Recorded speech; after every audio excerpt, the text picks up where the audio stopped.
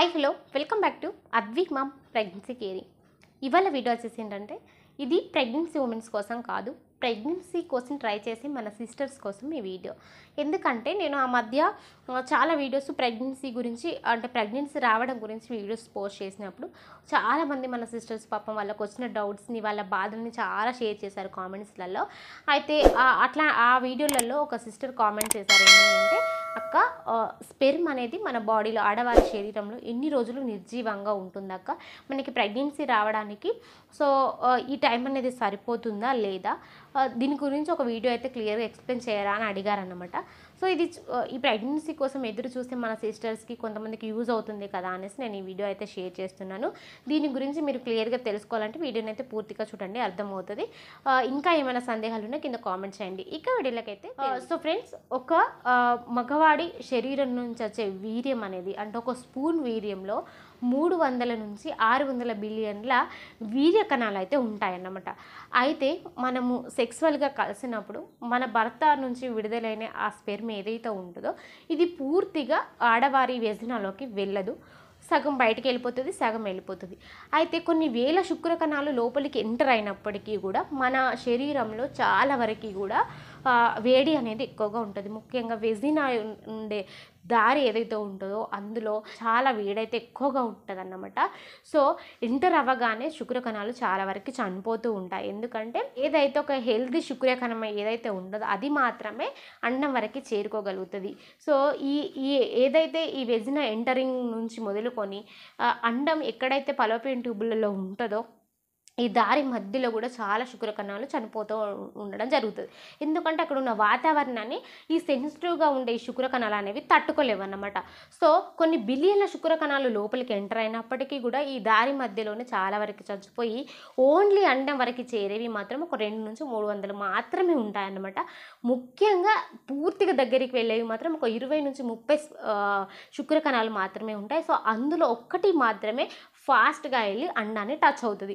So ఏదైతే ముందుగా ఫాస్ట్గా అండాన్ని టచ్ అవుతుందో అంటే ఈ మగవాడి శరీరంలో XY క్రోమోజోమ్లు ఉంటే ఆడవారి బాడీలో ఎగ్స్ ఒకటి మాత్రమే ఉంటుంది అన్నమాట.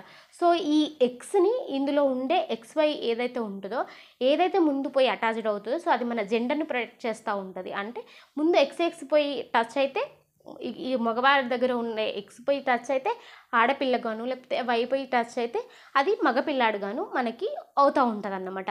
సో ఇది అయితే మనము ఎప్పుడైతే భర్తతో కలయిక అనేది జరుపుతామో ఆ రోజు నుంచి మొదలుకొని ఆ నిమిషం నుంచి మొదలుకొని మన బాడీలో ఆ స్పెర్మ్ నిర్జీవంగా బ్రతికి ఉండడానికి దాదాపుగా 3 నుంచి 4 రోజుల టైం అయితే పడుతుంది అన్నమాట. సో అంటే బ్రతికే ఉంటుంది. ఈ ప్రాసెస్ అంతా ఏదైతే లోపలికి ఎంటర్ అవుతుందో ఆ ఎంటర్ అవ్వగానే సో అక్కడి వరకు వెళ్ళి అంటే మన అండం దాకా వెళ్ళి చేరడానికి చాలా టైం పడుతుంది. సో ఈ ప్రాసెస్ అంతా కూడా మనకు 3-4 డేస్ పడుతుంది అన్నమాట. అయితే మన శుక్రకణం కూడా 3-4 డేస్ ఉంటుంది. ఈ 3-4 డేస్ టైంలో మనము అండం రిలీజ్ అయ్యి ఎప్పుడైతే రెడీగా ఉంటుందో అప్పుడు వెళ్ళి ఇది అటాచ్డ్ అయిందని మనకి ప్రెగ్నెన్సీ అనేది వస్తుంది.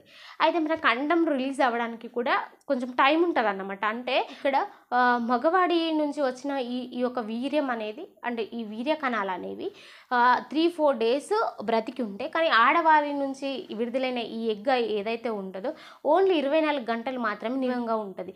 ఈ 24 గంటల తర్వాత అది కూడా చనిపోవడం జరుగుతుంది అనమాట. అంటే బ్లీడింగ్ లాగా మారిపోయి మనకి బయటకు వచ్చేస్తూ ఉంటుంది. కాకపోతే ఆడవారి నుంచి రిలీజ్ అయ్యే ఎగ్ అనేది చాలా ఇంపార్టెంట్. అది 3 నుంచి 4-5 డేస్ టైం ఉంటే ఇది మాత్రం 24 అవర్స్ మాత్రమే ఉంటుంది. సో ఇది మనకు చాలా ఇంపార్టెంట్. అందుకనే మనము కలయిక అనేది జరిపినప్పుడు సో మనకి ఎగ్ ఏ టైంకి రిలీజ్ అవుతుంది అనేది మనకు ఒక అవగాహన ఉండాలి. అంటే మన పీరియడ్స్ని బట్టి లెక్కించుకోవచ్చు.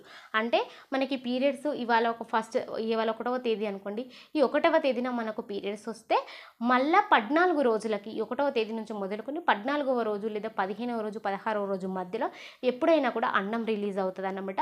సో ఆ అండం రిలీజ్ అయినప్పుడు 24 గంటల టైం ఉంటుంది కాబట్టి ఇటు ఒక 3 రోజులు అంటే మనకు అండం రిలీజ్ అయ్యి అటు ఒక 3 డేస్ ఇటు ఒక 3 డేస్ ఈ మధ్యలో 6 డేస్ కంటిన్యూస్ మీరు సెక్సువల్గా కలుస్తూనే ఉంటే ఖచ్చితంగా ఛాన్సెస్ ఉంటాయి. సో మనకు శుక్రకణం 3-4 డేస్ 5 డేస్ అట్లా ఉన్నా కూడా అండం మాత్రం నిర్జీవంగా ఉండేది జస్ట్ 24 అవర్స్ మాత్రమే. ఆ తర్వాత అది కూడా మనకి బ్లీడింగ్ రూపంలో రావడానికి రెడీగా ఉంటుంది కాబట్టి సో మీరు ఈ టైం చూసుకొని కలవడానికి ట్రై చేయండి. వీటి గురించి నేను చాలా వీడియోస్ పోస్ట్ చేశాను, అవన్నీ కూడా కింద డిస్క్రిప్షన్లో ఇస్తాను చూడండి. ఇంకా ఏమైనా సందేహాలు ఉన్నా కూడా కింద కామెంట్ చేయండి, తప్పకుండా నేను మీకు రిప్లై ఇస్తాను. Thank you so much.